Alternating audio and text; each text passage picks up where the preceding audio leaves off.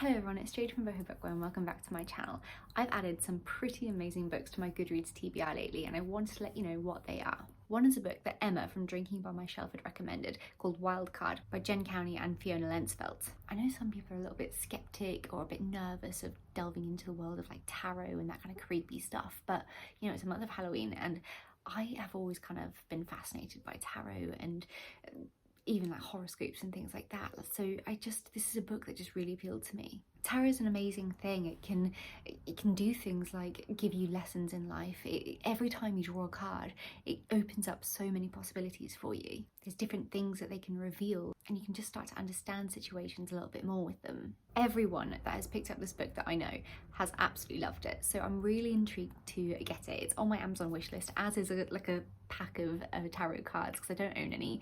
But yeah, I'm really wanting to just kind of give it a go and see what I think. Try and find out what some of my future might hold, and when better than Halloween. Another book that I thought would be absolutely amazing for the month of Halloween is The Haunting of Maddy, Clare, and I was going to buy it. It's written by Simone St. James, but I went onto Amazon to buy it and the hardback book was like £99 or something. I was like, what?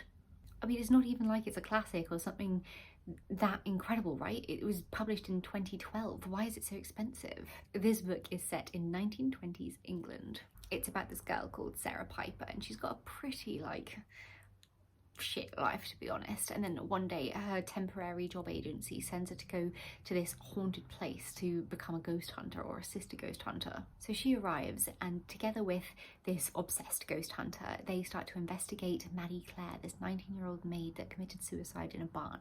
They get to realise that Maddy absolutely despised men and she won't even speak to them in her death. Maddy's ghost is real, she's angry, she's haunting, and Maddy kind of has to do it all alone because these guys aren't really going to help because Maddy is not interested in communicating with them. It sounds so good. It's on my Amazon wishlist as well, but I can't afford a £99 book. It's not fair.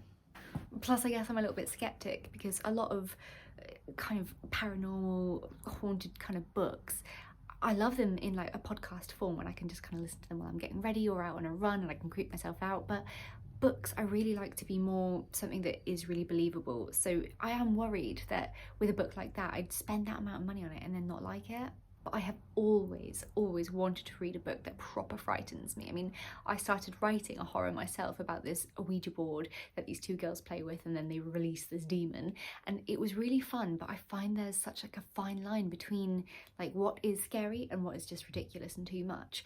So I don't know, it is really a book that I am desperate to read, but I don't know when I ever will because I can't afford it for that price. The next book is called The Writing Retreat by Bartz, and this one just sounds right up my street. This is about this girl called Alex and she is literally just about to give up on her dream of becoming a published author when she receives this like invitation to attend this once-off month-long writing retreat. I feel like this would be just such a fun book to read during NaNoWriMo as well, and the reason being is that when she arrives to this writing retreat, the task is that they've got to write an entire novel, like front to back, within a month, which is exactly what you have to do during NaNoWriMo, which I am hoping to get to, but I am going to New York in November and I don't know, with a full-time job, a holiday coming up, I foresee already that I am going to fail NaNoWriMo miserably. Do I care? No, because I've never won. One day I will, I promise you. So it becomes a bit of a competition between all of the writers. They all want to be the first one to finish. I don't know if they get like threatened that maybe they're gonna die if they don't finish the book. I don't know, but I am really excited. It just sounds like something I would love. I love stories set around writers because I am a writer.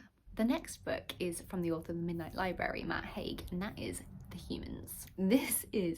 It sounds very odd. It's about this extraterrestrial that arrives on Earth and his first impressions of humans is less than positive. This alien takes up the persona or the body of this professor, this mathematician at Cambridge University. He's just trying to get to know humans, how they are, what they eat, what they do, and he's absolutely disgusted by it.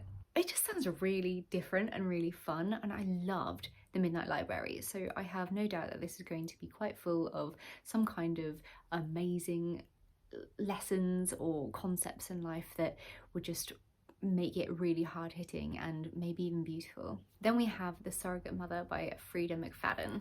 This is a book about this girl called Abby who wants a baby more than anything in life, but after a long time of fertility issues, she's just kind of gotten used to the idea that maybe that life isn't for her. But then her personal assistant says that she's going to be the surrogate for her baby and give her the one thing that she's always wanted in life. So she's absolutely thrilled, but it turns out that she's not who she says she is. She's got an unspeakable secret and she's going to stop at nothing to get what she wants. Thrillers about pregnancy and like babies and, you know, like movies like Orphan and stuff. I am there for it right now. Just give me all the creepy children. That being said, I think I'm going to add a Lucinda Berry book onto my list because I have read one of her books before, The Perfect Child, and I loved it. So I just typed in Lucinda Berry on Audible, and the very first book that popped up was The Secrets of Us, which I haven't heard about before. It was published in June 2021. Let's have a look. Dangerously Addictive, The Secrets of Us is a pulse-pounding exploration of a disturbed psyche and the bond between two sisters desperate to escape a troubled past. Foster sisters Crystal and Nicole have always been there for each other, so when Nicole is committed to a psychiatric hospital after trying to kill her husband, Crystal drops everything to defend her. Okay, so it's not really about like creepy kids, but still sounds pretty good. Scarred by a hard upbringing, Nicole and Crystal managed to construct comfortable lives for themselves. Crystal became a respected lawyer and Nicole was happily married to an architect until Nicole starts raving that her husband isn't her husband. Oh, what's wrong?